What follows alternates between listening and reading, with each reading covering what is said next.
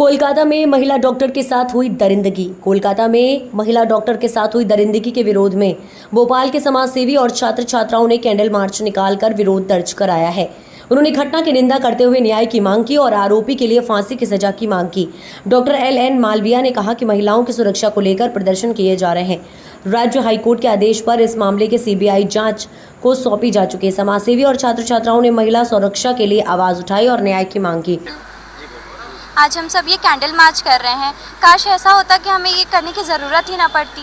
काश ऐसा होता कि वो आज सुरक्षित होती, कि उन्हें मतलब इतनी दिक्कतों का सामना ही ना करना पड़ता। इन सब चीज़ों को सुधारने के लिए कौन काम करेगा? हम सभी काम करेंगे ना।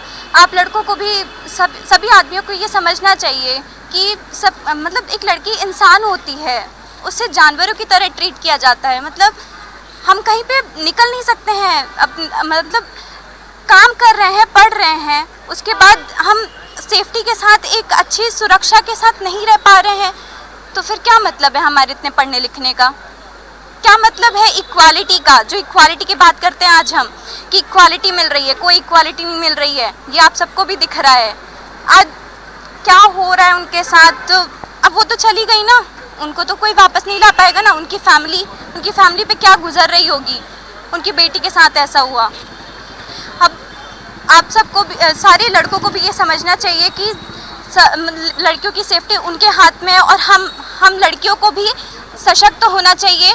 अपने आप को सुरक्षित रखने के लिए हम सबको सेल्फ डिफेंस सीखना चाहिए। सारी लड़कियों को सेल्फ डिफेंस सीखना चाहिए, क्योंकि हर इंसान अच्छा नहीं होता है। भले ही कुछ अच्छे इंसान होते हैं, पर बहुत बुरे भी लोग होते हैं। ये आज हम सब ने देख लिया है। जैसा कि ये केस हुआ है, ऐसे लाखों केस आते हैं और कुछ महीने के बाद ही बंद हो जाते हैं। जैसे ये कैंडल मार्च हो रहा है, हो जाएगा 2 महीने तक चलेगा, फिर बंद हो जाएगा। बट हम ये चाहते हैं कि हमारे जो भाई लोग हैं वो, अब जैसा भैया ने कहा है कि लड़कियों बेफिक्र घूमें। बेफिक्र घूमने के लिए लड़कों को आगे से कदम बढ़ाना चाहिए। उनको हमारे लिए सेफ इन्वायरमेंट बनाना चाहिए, ताकि हम लोग सेफ फील कर पाएँ। तो ये आप लोगों की ड्यूटी है कि हम लोग एक सड़क पे अकेले बेखौफ बेफिक्र जा पाएँ हमारे काम पर। अब तो प्रोफेशन में ऐसा हो रहा है, इसलिए मैं चाहती हूँ कि आप लोगों से मेरी एक निवेदन है कि आप हमारे लिए ऐसे सेफ इन्वायरमेंट बनाएं, ताकि हम लोगों को कोई ऐसा ना बोल पाए कि ये लड़की रात को आधी रात को ऐसे जा रही थी, इसके साथ ऐसा हुआ। डॉक्टर मोमिता के साथ जो कोलकाता में विभत्स घटना हुई है, उसको लेकर आज हमने संत सनातन सेवा समागम संस्थान के बैनर तले कैंडल मार्च निकाला। मृतक की आत्मा की शांति के लिए, हमारी बहन की आत्मा की शांति के लिए, और इस प्रकार की घटनाएं देश में ना हो, इसको लेकर हमने आज विरोध प्रदर्शन किया।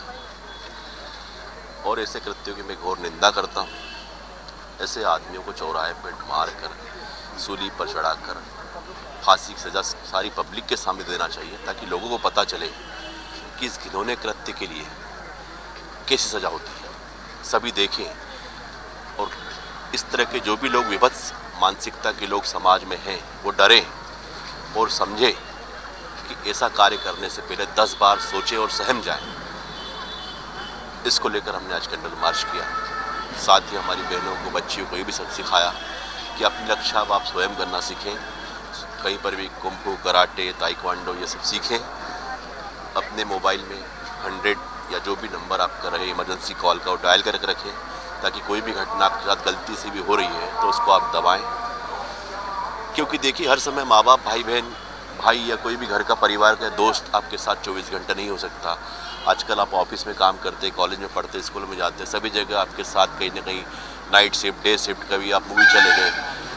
तो लड़कियां सड़क पर बेखौफ घूमना चाहिए, कोई उनकी तरफ आंख उठा के ना देख पाए। इस दिशा में काम करने की आवश्यकता है, सोचने की आवश्यकता है। जैसे लड़के रात के 2 बजे अकेले निकल जाए, बेखौफ निकलते, ऐसे लड़कियां भी अपने काम से, जॉब से जब आए तो डरी सहमी ना आए, बेखौफ निकले। ये देश पुरुष प्रधान नहीं है, यहाँ पे लड़के लड़की दोनों की मान्यताएं बराबर है। और मेरा ये मानना है कि दोनों साथ मिलकर, कंधे से कंधा मिलाकर आगे काम कर रहे हैं। तो इस दिशा में भी सरकार को कुछ सोचना चाहिए।